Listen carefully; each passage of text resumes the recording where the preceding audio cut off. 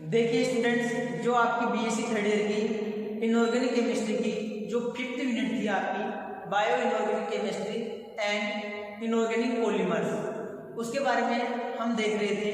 तो उसमें हमने जो आपकी पिछली क्लास थी उसमें बात की थी कि इनऑर्गेनिक पॉलीमर्स के अंदर जो आपकी सिलिकॉन्स है और फॉस्फाजिन्स है उनके बारे में हमने पढ़ा था।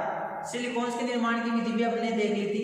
वो साथ ही जो पिछली क्लास हुई थी आपकी उसके अंदर हमने जो फॉस्फाजिन्स है आपकी उस फॉस्फाजिन्स के निर्माण की विधि के बारे में या संश्लेषण की विधि को देखा था।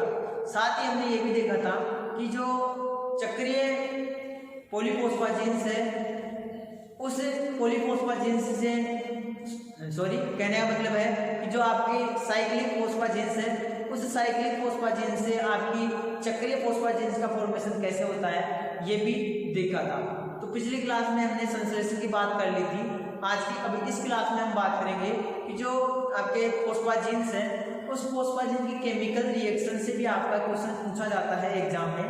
और क्वेश्चन क्या पूछा जाता है? क्वेश्चन आपसे पूछता है कि जो फॉस्फाजिन्स है उसकी जल अपघटन की तथा फ्रीडल क्राफ्ट जल अपघटन व फ्रीडल क्राफ्ट अभिक्रिया है उसको समझाइए। तो फ्रीडल क्राफ्ट अभिक्रिया क्या होती है और आपकी फॉस्फाजिन की जल अपघटन अभिक्रिया क्या होती है। तो आपसे क्वेश्चन कैसे पूछा जाता है एग्जाम में उसको देख लीजिए एक बार।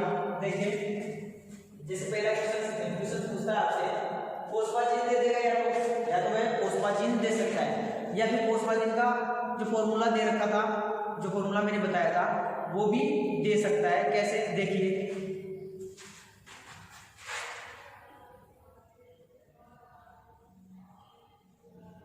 फॉस्फाजिन या क्या दे सकता है आपको, या वह दे सकता है आपको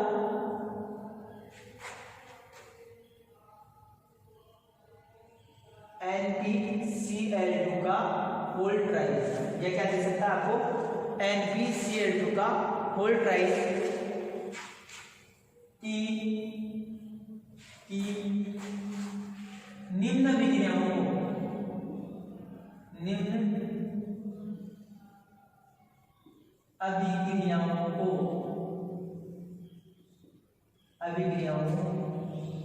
को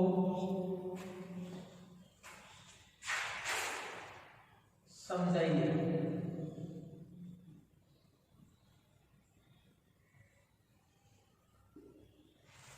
कि निम्न अभिक्रियाओं को समझाइए। ठीक है, तो देखो जब भी आपसे ये क्वेश्चन पूछा जाए, हाँ जो क्वेश्चन पूरा कहाँ हुआ है क्वेश्चन है।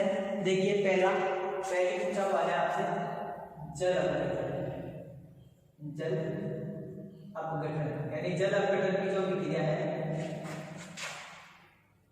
जो जल अपघटन की अभिक्रिया है उसको बताना है आपको। एक पूछा हुआ है सेकेंड आपका फ्रीडल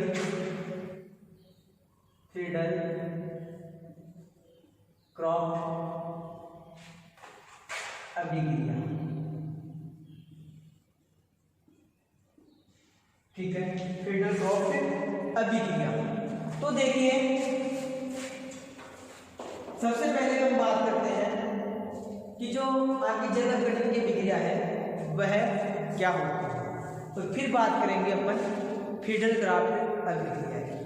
ठीक है, तो ये समझ पाए इसका आपका जो फॉस्फाजिन का जो फॉर्मूला है उसने के फॉस्फाजिन में से तो कई प्रकार की जो नाइट्रोजन और फास्फोरस के जो कंपाउंड्स है वो आपस में बहुलीकरण की प्रक्रिया करेंगे, यानी बहुलीकरण की क्रियाविधि होगी उनके बीच में। और बहुलीकरण की क्रियाविधि के दौरान आपका जो फॉर्मेशन होगा वो होगा आपका फॉस्फाजिन। अब फॉस्फाजिन का उसने क्या किया है उसका फॉर्मूला दे दिया। या तो आपसे फॉर्मूला देख के क्वेश्चन पूछ सकता है कि इसकी ये दे देगा, तो आपको अगर ध्यान नहीं है ये कि फॉस्फाजिन है तो आप आंसर कहाँ से दोगे। तो मैं दोनों चीजें लेके चल रहा हूँ कि आपको नाम भी दे सकता है एग्जामिनर या फिर जो फॉर्मूला है वह फॉर्मूला भी दे सकता है, पूछ लेता है इसकी जल अपघटन यानी इसकी निम्न अभिक्रियाओं को समझाइए। जो पहली है आपकी जल अपघटन और दूसरी है आपकी क्या, दूसरी है फ्रीडल क्राफ्ट अभिक्रिया। तो सबसे पहले अपन बात करते हैं किसकी बात करेंगे, जल अपघटन की। तो देखिए अगर मैं इसको खोल कर लिखूं इसके 3 अणु एक अणु के पास में क्या है, जैसे एक को देखें तो N+1BCl ये तो है। ऐसे कितने अणु हैं आपके पास? 3 अणु हैं। ऐसे कितने अणु है? 3 अणु है। तो ये क्या है? एक प्रकार से त्रिलक है। त्रिलक है, 3 अणु से मिलकर बना हुआ है। ठीक है, तो देखिए इसको मैं खोल के इसकी संरचना बनाऊं तो कैसे बनेगी देख लीजिए।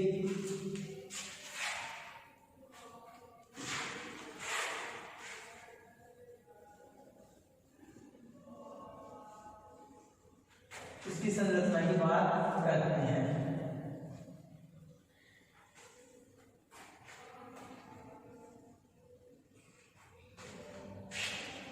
तो देखिए मैं तीनों अणुओं को लिख रहा हूं एक बार, कैसे होंगे तीनों अणु देख लीजिए।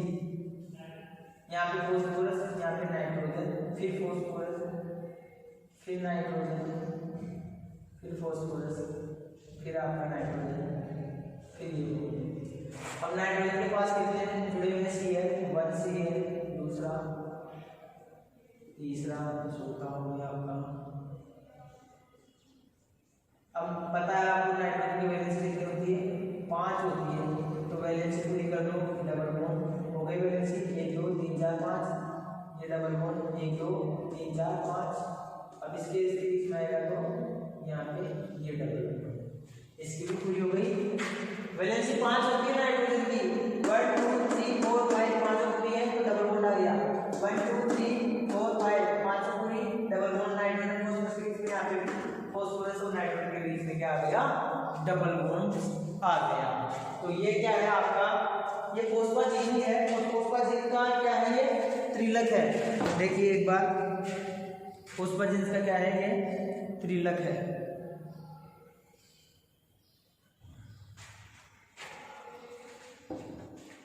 देखो क्या बोल सकते हैं इसको अपन? त्रिलक। क्या करवाना है अपने को? करवाना क्या है? हाइड्रोलाइसिस की रिएक्शन करवानी है, जल अपघटन की जो प्रक्रिया है उसको कंप्लीट करवाना है। ठीक है, तो देखिए मैं यहाँ पे ले लेता हूँ 6HOH, या क्या बोल सकते हैं इसको? 6H2 मॉलिक्यूल किसमें टूटेगा? H पॉजिटिव और OH नेगेटिव। ये चीज पता है आपको? किसमें टूटेगा? H पॉजिटिव और OH नेगेटिव। त्रिलक है। ठीक है, तो ध्यान रखना, क्या याद रखोगे? जब भी फॉस्फोजीन के या फॉस्फोजीन का आपसे जल अपघटन करवाया जाता है, तो आपको ध्यान रखना है कि फॉस्फोजीन के अंदर या इस त्रिलक के अंदर आपके जो क्लोरीन परमाणु है वो प्रतिस्थापित हो जाएंगे, वो बाहर निकल जाएंगे, और उन क्लोरीन्स की जगह OH समूह जुड़ जाता है, यानी हाइड्रोक्सिल ग्रुप जुड़ जाता है। ठीक है, तो देखिए अपन ने यहाँ पे H2 मॉलिक्यूल कितने लिए हैं? H2 मॉलिक्यूल हमने 6 लिए हैं, 6H2 मॉलिक्यूल लिए हैं, और 6H2 मॉलिक्यूल्स कितने हाइड्रोक्सिल मॉलिक्यूल देंगे? कितने OH देंगे? पता है आपको कितने देंगे? 6 OH ग्रुप देंगे। तो ये 6 OH ग्रुप ये रहे आपके कितने? 6 अणु H2 के लिए हैं, तो 6 अणु ही आपके OH के हमें प्राप्त होंगे, और साथ में 6 अणु ही अपने किसके प्राप्त होंगे? हाइड्रोजन के प्राप्त होंगे। तो देखिए जो 6 अणु आपके हाइड्रोजन के मिल रहे हैं, 6 अणु H+ के और 6 अणु आपके OH के, तो 6H+ 1 2 3 4 5 6, इन 6 के 6 क्लोरीन एटम्स को लेके बाहर निकल जाएगा। ठीक है, तो क्या निकल गया? -6HCl। क्लियर है? कितने अणु निकल गए? 6 अणु HCl के बाहर निकल गए। अब देखो, अब क्लोरीन अणु तो बाहर निकल गए, अब इन क्लोरीन की जगह पर जोड़ना क्या है? OH समूह। तो मैं यहाँ क्या कर दूंगा? यहाँ पे OH आ जाएगा, यहाँ पर भी OH, यहाँ पर भी OH, यहाँ पर भी OH, यहाँ पर भी OH और यहाँ पर भी OH, तो इन सब जगह पे आपका हाइड्रोक्सिल समूह OH समूह क्या हो जाएगा, जुड़ जाएगा। तो मैं लिख देता हूँ, देखिए क्या बनेगा,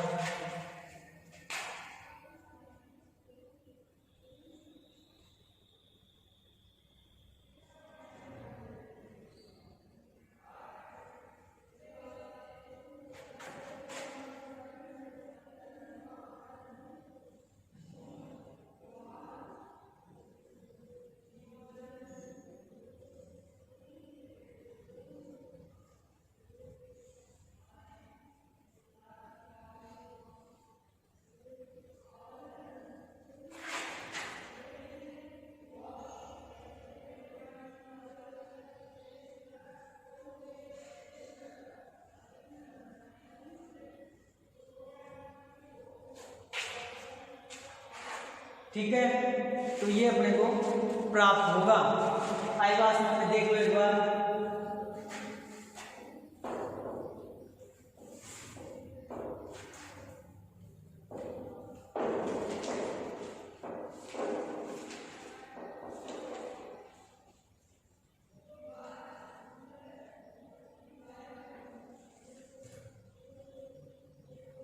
देख लिया। तो देखो जो Cl परमाणु था, आपका क्लोरीन परमाणु था, उसका विस्थापन हाइड्रोक्सिल समूह जो आपका OH समूह है उसने कर दिया, यानी OH समूह के द्वारा आपके क्लोरीन परमाणु का प्रतिस्थापन कर दिया जाता है और आपके फॉस्फोजिन पे हाइड्रोक्सिलेशन हो जाता है, यहाँ OH समूह जुड़ जाता है। क्लियर है यहाँ तक? अब देखो आगे क्या होगा, दिख जाएगा या तो आएगा। तो मैं इसको नीचे मेंशन कर रहा हूँ, नीचे कहाँ तक आएगा, नीचे आएगा नहीं। तो एक बार इसका स्क्रीनशॉट ले लो, फिर अपन बात करते हैं।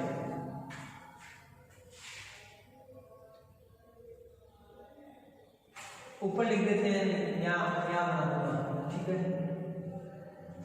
फीडर ग्राफ हो गया, फीडर ग्राफ देखेंगे इसके बाद में, ठीक है। तो ये चीज था, ये थी, ये बना आपका OH ग्रुप जुड़ गया और क्लोरीन निकल गया। अब इसमें आगे क्या होगा देखिए, इसमें होगी आगे जो स्टेप होगी वो होगी आपकी आइसोमराइजेशन। क्या होगा,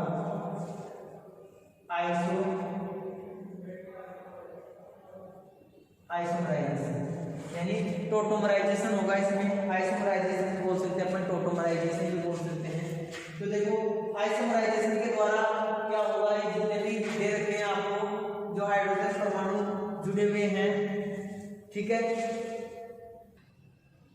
हाँ जी, देखिए आइसोमराइजेशन होगा, समावेशीकरण होगा इसका। तो देखिए क्या होगा, मैं इन हाइड्रोजन को ऐसे लिख दूं, इसको जैसे ये हाइड्रोजन है, इस हाइड्रोजन को मैं ऐसे लिख रहा हूँ,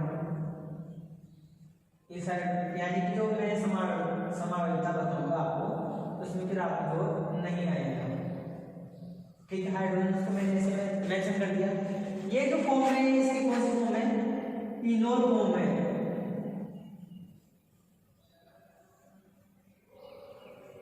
ये इसकी कौन सी फॉर्म है, इनोल फॉर्म है। क्लियर, OH जुड़े हुए होते हैं, उस फॉर्म को हम इनोल फॉर्म बोलते हैं।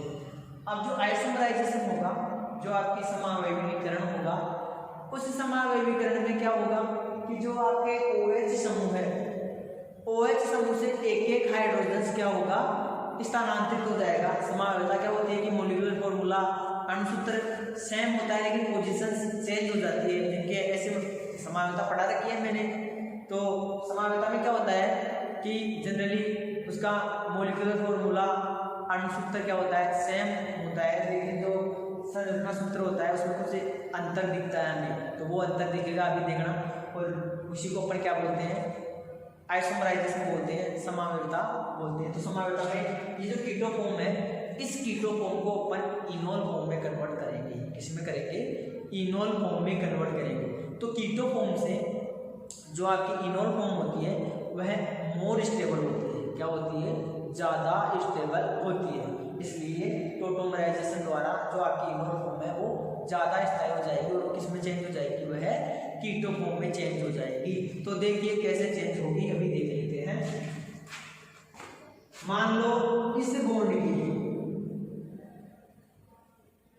ये बॉन्ड है, ये बॉन्ड आपका, ये मेरा जो आपका ये मार्कर है, ये बॉन्ड है माना, ये बॉन्ड, इस दोनों बॉन्ड के इलेक्ट्रॉन यू शिफ्ट हो जाते हैं, यहाँ पे आ रहे, तो ये यू घूम रहा है, घूम गया, तो यहाँ पे डबल बॉन्ड बनेगा।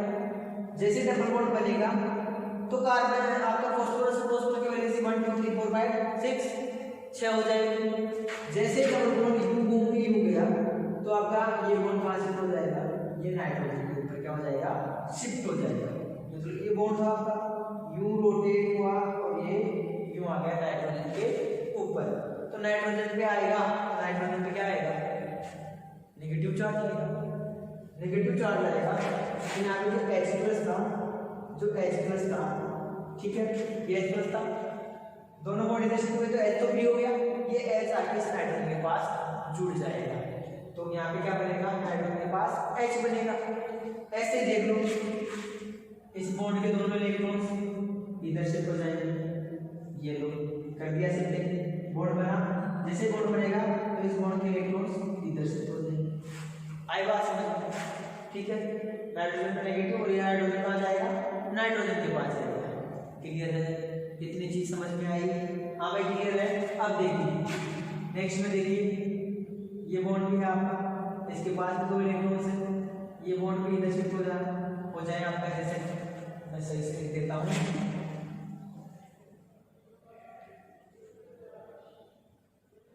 ये आपका ऑक्सीजन, ये आपका हाइड्रोजन, ये आपके दोनों बॉन्ड के इलेक्ट्रॉन शिफ्टिंग हो रही है इधर। तो इधर शिफ्टिंग होगी तो यहाँ पे क्या बनेगा? डबल बॉन्ड ऑक्सीजन फॉस्फोरस के बीच में क्या आएगा? Double bond. और आपका इलेक्ट्रॉन्स जो इस बॉन्ड के इलेक्ट्रॉन्स थे वो उनके कहाँ आएंगे? नाइट्रोजन एटम के पास। गलती ये मत कर देना कि कहीं आप बॉन्ड को शिफ्ट करा दो नाइट्रोजन और फॉस्फोरस के बीच में, तो नाइट्रोजन फॉस्फोरस के बीच में बनाओगे तो यहाँ पे फिर वही बात हो जाएगी, वही बॉन्ड ज्यादा हो जाएंगे तो बैठेगा नहीं मामला। केवल नाइट्रोजन के ऊपर से आपको इलेक्ट्रॉन से क्या करनी है? शिफ्टिंग करनी है। ठीक है, समझ में आ गई? तो अपन चेंज क्या कर रहे हैं? कीटो बॉन्ड, डबल बॉन्ड को शिफ्ट कर रहे हैं। ऑक्सीजन और ऑक्सीजन के बीच में डबल बॉन्ड आ रहा है तो कीटोन्स में क्या होता है? कीटोन्स में ये होता है, डबल बॉन्ड ऑक्सीजन होता है कीटोन्स में, तो ये कीटो फॉर्म बन जाएगी। और कैसे बनेगी देखना, क्या बनेगी अभी पता चल जाएगा। जो इतना अरेंजमेंट किया है बॉन्ड्स का, शिफ्टिंग की है हमने, वो चीज अपने को आगे वाली जगह दिखेगी।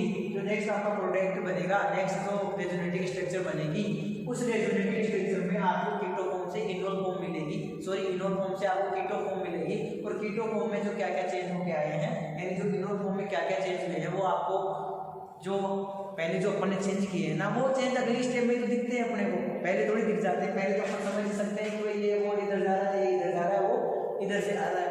अब जो हुआ फिर आने के बाद में क्या रोटेशन होने के बाद में क्या चेंजेस हुआ, वो नेक्स्ट स्टेप में तो दिखता है। तो अभी बनाते हैं इसकी स्ट्रक्चर और देखिए क्या होती है इसकी कीटो स्ट्रक्चर। तो देखो सबसे पहले यहाँ पे है आपका फॉस्फोरस, फिर है आपका नाइट्रोजन, फिर है आपका फॉस्फोरस, फिर नाइट्रोजन, फिर फॉस्फोरस, फिर नाइट्रोजन और फिर फॉस्फोरस। अब यहाँ पे आ गया आपका डबल बॉन्ड ऑक्सीजन। क्यों? ये बॉन्ड इधर गया तो ऑक्सीजन ऑक्सीजन में डबल बॉन्ड बन गया। अब मैं ये बोल रहा था कि ये इधर गया तो ये बॉन्ड इधर गया तो हाइड्रोजन कहाँ आएगा? H के N के पास में यहाँ पे मैं क्या लिख सकता हूँ? N और H, ठीक है, ऐसे से लिख देते हैं N और H। साथ में ये बॉन्ड इधर गया तो यहाँ ऑक्सीजन आया था, तो इस ऑक्सीजन फॉस्फोरस से डबल बॉन्ड, फॉस्फोरस से क्या बनेंगे आपके? डबल बॉन्ड और ऑक्सीजन, ये दोनों। फिर यहाँ पे क्या जुड़ा हुआ था? OH, तो OH आ गया, इसके पास फिर OH था ना, ये OH को गई है जी, तो ये आ गया आपका OH। फिर क्या होगा? ये आपका नाइट्रोजन है, नाइट्रोजन का बॉन्ड इधर गया तो यहाँ पे नेगेटिव आया था, नेगेटिव नेगेटिव पे ये हाइड्रोजन चिपक जाएगा तो यहाँ पे क्या आ जाएगा आपका NH। फिर यहाँ पे सिंगल बॉन्ड फॉस्फोरस हो गया, इसके पास OH हो गया। अब ये ऑक्सीजन था तो ये ऑक्सीजन आ गया आपका, ठीक है। ऑक्सीजन से ये बॉन्ड इधर आया तो यहाँ पे क्या आ जाएगा डबल बॉन्ड, ये डबल बॉन्ड हो गया। अब इधर आ गया आपका ये बॉन्ड इधर शिफ्ट हो गया तो नेगेटिव से ये हाइड्रोजन था वो, ये हाइड्रोजन था ये यहाँ पे आ जाएगा, अरे ये हाइड्रोजन यहाँ पे आएगा। समझ में आ रहा है मैं क्या कहना चाह रहा हूँ? तो यहाँ पे क्या हो जाएगा आपका NH आई बार समझ में, तो ये हो गया आपकी कीटो। तो देखा आपने ऑक्सीजन डबल बॉन्ड ऑक्सीजन आ रहा है, डबल बॉन्ड ऑक्सीजन ही तो आपकी क्या होती है कीटो फॉर्म होती है। तो पहली अभिक्रिया कौन सी? जल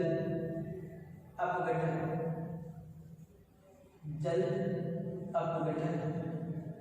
समझ में आ गई होगी, क्लियर है? बिल्कुल क्लियर है, कुछ नहीं किया, HCl की रिएक्शंस करवा दी 6 मॉलिक्यूल ऑफ HCl लिए, और दोनों जो आपके 6 मॉलिक्यूल HCl है वो HCl क्या कर रहा है आपके जो अपन ने 6 मॉलिक्यूल H2 लिया वो क्या कर रहा है H+ तो HCl के साथ बाहर निकल रहे हैं और OH अणु सारे के सारे जो Cl लगे हुए थे वहां पे जुड़ जाएंगे, यानी प्रतिस्थापन हो रहा है तो किसका हो रहा है क्लोरीन का हो रहा है, और हाइड्रोक्सिल समूह OH समूह जहाँ पे जो क्लोरीन जुड़ा हुआ था वहां पे जुड़ जाएंगे। जुड़ने के बाद जो आइसोमराइजेशन होगा, आइसोमराइजेशन में आपकी जो इनोल फॉर्म बनी हुई थी वो किसमें चेंज हो गई कीटो फॉर्म में चेंज हो गई, और कीटो फॉर्म की जो स्ट्रक्चर है वो मैंने आपको बता दी है। तो फॉस्फाजीन का जल अपघटन आपको समझ में आ गया होगा, ठीक है, क्लियर है? अच्छे से उतार लीजिए, स्क्रीनशॉट ले लो, इसके आगे अपन नेक्स्ट देखेंगे।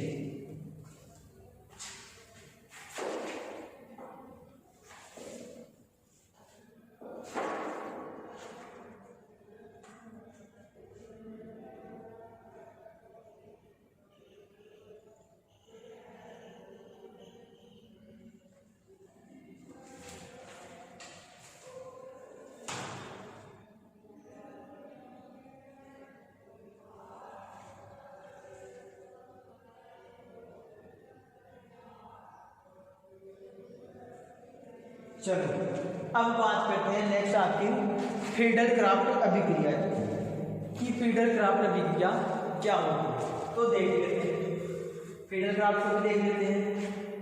देखो फ्रीडल-क्राफ्ट अभिक्रिया के बारे में आप छोटी क्लासों में खूब पढ़ के आए हो, छोटी क्लासों से मतलब आपका प्रीवियस ईयर की क्लासों में आप BSc सेकेंड ईयर में भी आपने फ्रीडल-क्राफ्ट एल्काइलेशन खूब पढ़ी है, इसके अलावा सेकेंड ईयर में पढ़ी है, फर्स्ट ईयर में पढ़ी है, 11th-12th में पढ़ी है, तो हर क्लास में फ्रीडल-क्राफ्ट अभिक्रिया पढ़ के आई है, तो आपको पढ़ के आए हो तो आपको सब कुछ पता है।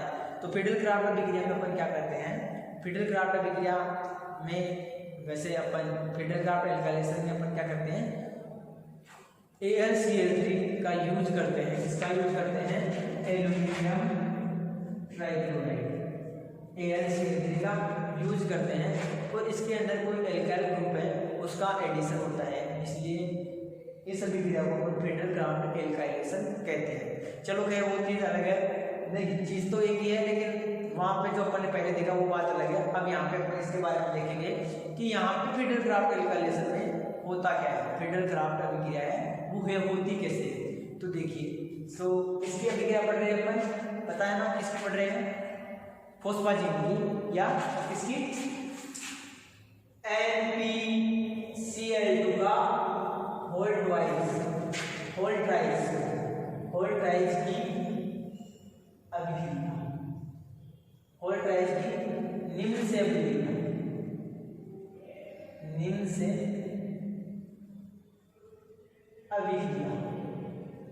जिसमें अपन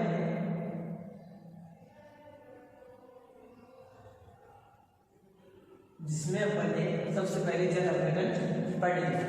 अब दूसरी बात करते हैं फ्रीडल-क्राफ्ट, मिटा दें ये तो रहने देते हैं, चलो वापस से लिखते हैं। क्या था यहाँ पे फॉस्फोरस Cl यहाँ पे नाइट्रोजन डबल बॉन्ड, फॉस्फोरस यहाँ पे Cl, ये भी Cl, यहाँ पे फिर से क्या था आपका नाइट्रोजन, ये तो था, ठीक है।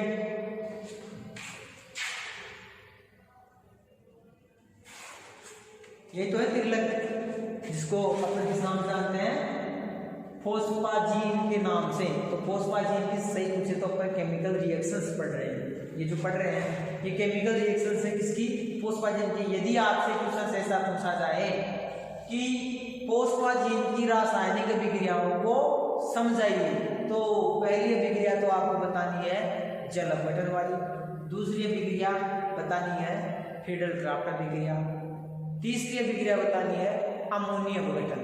कौन सा अपघटन, अमोनी अपघटन, उसको भी अपन देखेंगे। अभी पहले अपन देख रहे हैं फ्रीडल-क्राफ्ट, ठीक है, क्लियर। तो देखो अब बेटा देख,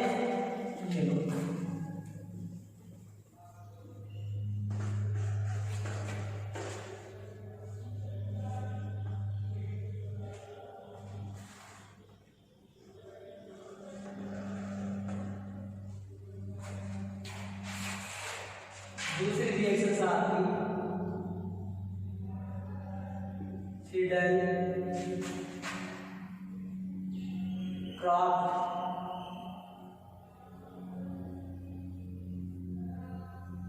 अभिक्रिया। तो देखिए फ्रीडल क्राफ्ट अभिक्रिया की बात करते हैं,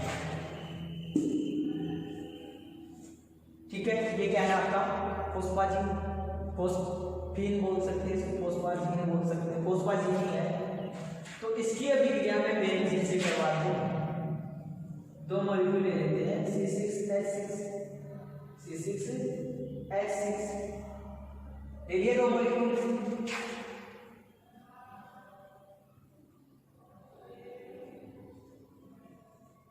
ये दो बेंजीन के अपन ले लिए दो मॉलिक्यूल, और क्या बनाएगा आपका, क्या बढ़ेगा देख लीजिए। जैसे यहाँ पे को क्या लेना है, फ्रीडल क्राफ्ट। हाँ, जब भी आपसे फ्रीडल क्राफ्ट अभिक्रिया पूछे तो ध्यान रखना स्पेसिफिक कंडीशन है कि रिएक्शन के ऊपर आपको AlCl3 दिया हुआ होगा। यदि AlCl3 है तो समझ लेना कि जो अभिक्रिया होगी वह अभिक्रिया क्या होगी, फ्रीडल क्राफ्ट अभिक्रिया होगी। और फ्रीडल क्राफ्ट अभिक्रिया में कोई एल्काइल ग्रुप है या एसाइल ग्रुप है, उसका क्या होता है, योग होता है। आई बात समझ में। तो देखिए क्या होगा, आगे बात करते हैं। तो AlCl3 के साथ रिएक्शन करवानी है, तो आपको दे रखी है बेंजीन, तो यहाँ पे बेंजीन का क्या होगा, एडिशन होगा, बेंजाइनेशन होगा या एल्काइलेशन की जगह बेंजाइलेशन भी हो सकता है। तो बेंजीन ले रहे हैं अपन, तो इस अभिक्रिया में बेंजाइलेशन होगा और प्रोडक्ट क्या बनेगा देख लीजिए। यहाँ पे तो आपका नाइट्रोजन डबल बॉन्ड फॉस्फोरस,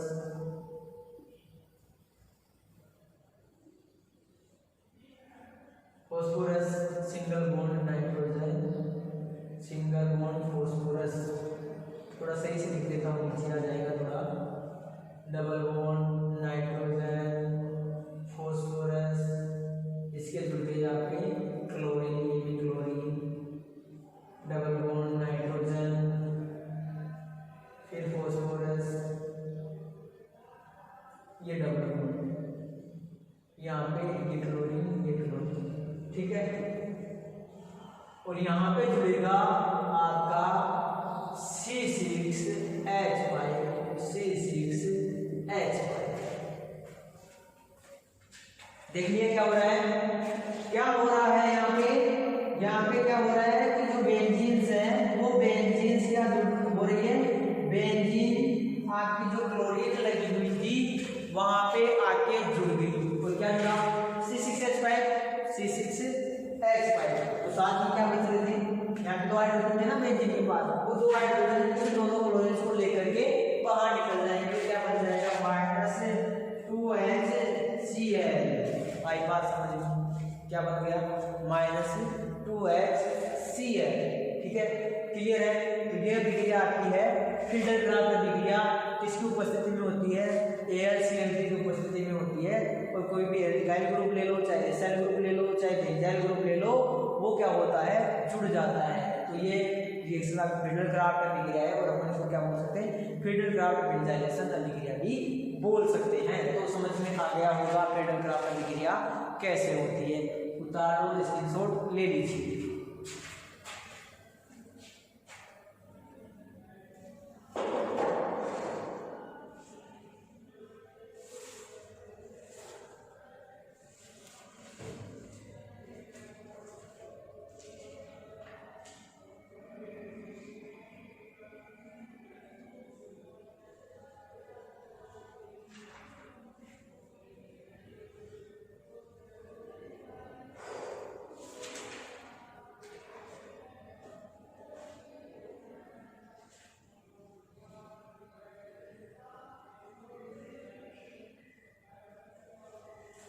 हो गया। अब देखिए आगे बात करते हैं। ये तो हो गया आपका फ्रीडल ग्राफ का भी, ठीक है। इसको अपन बेंजाइल लिक्विड या फेनिल डेरिवेटिव भी बोल सकते हैं, कोई गलत बात नहीं है, क्योंकि फेनिल से कुछ जुड़ा हुआ है तो फेनिल डेरिवेटिव है। अब जो आपकी तीसरी रिएक्शन है वो है एमिनो अपघटन या अमोनिया के द्वारा अपन क्या करेंगे, रिएक्शंस करवाएंगे। इस रिएक्शंस को क्या बोलते हैं, एमिनो अपघटन। तो देखिए जो एमिनो अपघटन है वह कैसे होता है, क्लियर। तो देख लीजिए भाई, तीसरी रिएक्शंस लिख तो रहा था यहाँ तक, हाँ भाई, हाँ सही है।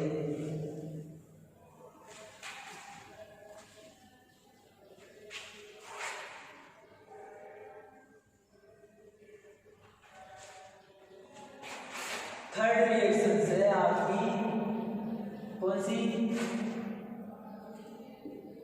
एमिनो अपघटन।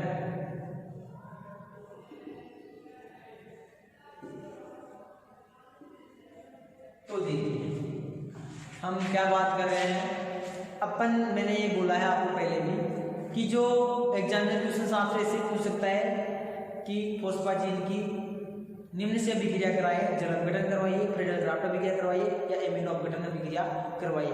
यह एग्जामिनर आपसे कैसे पूछ सकता है कि जो फोस्फाजीन है या फॉर्मूला दे देगा उसका और पूछ लेगा कि इसकी केमिकल रिएक्शंस बताइए। तो केमिकल रिएक्शंस में भी आपकी वही आएगी कौन सी, जल अपघटन, फ्रीडल ग्राफ अभिक्रिया और अमोनिया अपघटन। तो अमोनिया अपघटन देख लेते हैं। सबसे पहले तो इसकी बात करते हैं, क्या है ये, phosphorus nitrogen, phosphorus phosphorus nitrogen nitrogen, single single single single bond single bond single bond. बनाने का तरीका है बिल्कुल इजी है। क्या करना, एक छोड़ के एक डबल बॉन्ड मेंशन कर दो, सिंपल बिल्कुल। अब क्या करना है, क्लोरीन जोड़ना है, क्लोरीन कहाँ जोड़ते हैं, जिसकी वैलेंसी फॉस्फोरस के पास जोड़ने हैं, फॉस्फोरस के पास कितने में है, तो Cl आपका Cl और HCl, ठीक है। क्या है ये, अब देखिए अब आता है कि करवाना क्या है, यानी रिएक्शंस क्या करवानी है। ये तो समझ में आ गया आपको, तिलक बनाया तो एमिनो अपघटन। अब एमिनो अपघटन कराना है तो आपको पता है क्या कि अमोनिया चाहिए तो अपघटन कैसे होगा वो भी पता है आपको, सब इंटेलिजेंट हो। क्या होगा, अमोनिया टूटे, अमोनिया के द्वारा ये टूटे उसे तो करे। अपघटन का मतलब क्या होता है, टूटना भाई। अपघटन का मतलब क्या होता है, टूटना। अब किसकी उपस्थिति में टूट रहा है, अमोनिया की उपस्थिति में टूट रहा है, ठीक है। तो उसको क्या बोल रहे हैं, एमिनो अपघटन। अगर जल की उपस्थिति में कोई टूट रहा है तो उसको क्या बोलेंगे, जल अपघटन। ये तो बोल रहे हैं जल की उपस्थिति में टूट रहा है, जल अपघटन। अमोनिया की उपस्थिति में टूट रहा है, उसे एमिनो अपघटन। तो एमिनो अपघटन में अपना काम में ले रहे हैं 6NH3 मॉलिक्यूल।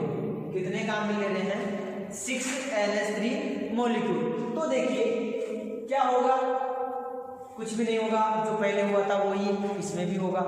क्या कि जो क्लोरीन अणु है वो क्या होंगे, आपके बाहर निकल जाएंगे। और कैसे बाहर निकलेंगे, जो अमोनिया अणु है ये H+ देता नहीं है क्योंकि बेस है, लेकिन देता नहीं है तो फिर होगा कैसे? बट रिएक्शन करवानी है तो क्या होगा? ये सारे क्लोरीन समूह है जो अमोनिया अणु के द्वारा क्या हो जाएंगे? प्रतिस्थापित कर दिए जाएंगे। और NH2 समूह है, जो NH2 समूह है वह फॉस्फोरस के ऊपर जहां पे जो क्लोरीन जुड़ा हुआ था आपका, उस क्लोरीन की जगह क्या हो जाएंगे? जुड़ जाएंगे। तो देखिए क्या बनेगा प्रोडक्ट की बात करें, चलो ठीक है। तो एक बार देख लीजिए प्रोडक्ट क्या बनेगा।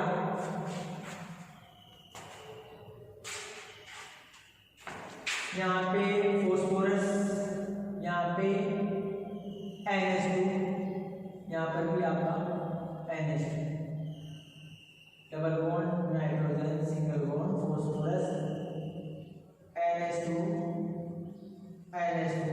Phosphorus, sorry nitrogen phosphorus NH2, यहाँ पर NH2, यहाँ पे क्या आएगा आपका? Phosphorus nitrogen. क्लियर? अब क्या करना था? डबल मेंशन करना था, डबल कर दिया। ये बनेगा आपका प्रोडक्ट और क्या हो जाएंगे? -6 मॉलिक्यूल HCl के बाहर निकल जाएंगे। देखिए एक बार देखिए सही है क्या?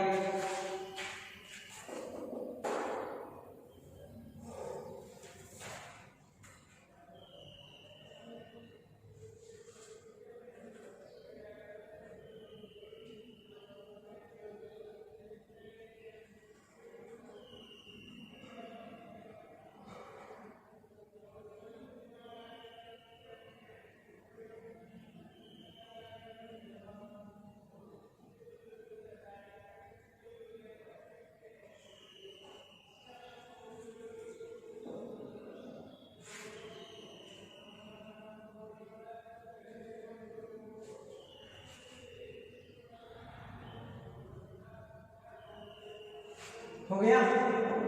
हाँ जी भाई बिल्कुल, देख लिया होगा आपने। करेक्ट है सब कुछ। क्या किया? HCl निकल गया और NH2 समूह अमोनिया जुड़ गया, इसलिए इसको क्या बोलते हैं? एमिनो अपघटन बोलते हैं। क्लियर रहेगा, याद रहेगा आपको। 6 जो क्लोरीन अणु थे आपके, 6 के 6 जो क्लोरीन अणु थे वो बाहर निकल गए हैं, ठीक है, और वहां पे NH2 समूह जुड़ गया है। अब देखिए आगे इस रिएक्शन को और क्या करवा सकते हैं। देखिए अगर मैं यहाँ से 3 अमोनिया के अणु बाहर निकाल दूँ, यहाँ से एक H यहाँ से निकालूँ, एक NH2 यहाँ से निकालूँ, साथ में फॉस्फोरस और नाइट्रोजन में डबल बॉन्ड मेंशन कर दूँ। कैसे? देखिए ये उतार लिया, ये बस स्क्रीनशॉट ले लो इसका, फिर आगे बताते हैं। आगे यहाँ दिख जाएगा क्या आपको? यहाँ तक आ रहा है तो कोशिश करते हैं। चलो आगे देख लीजिए एक बार, उतार दो, उतारा नहीं है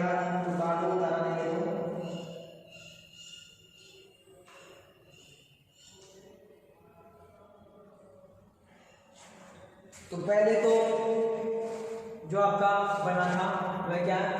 एमिनो समूह का एडिशन हो गया।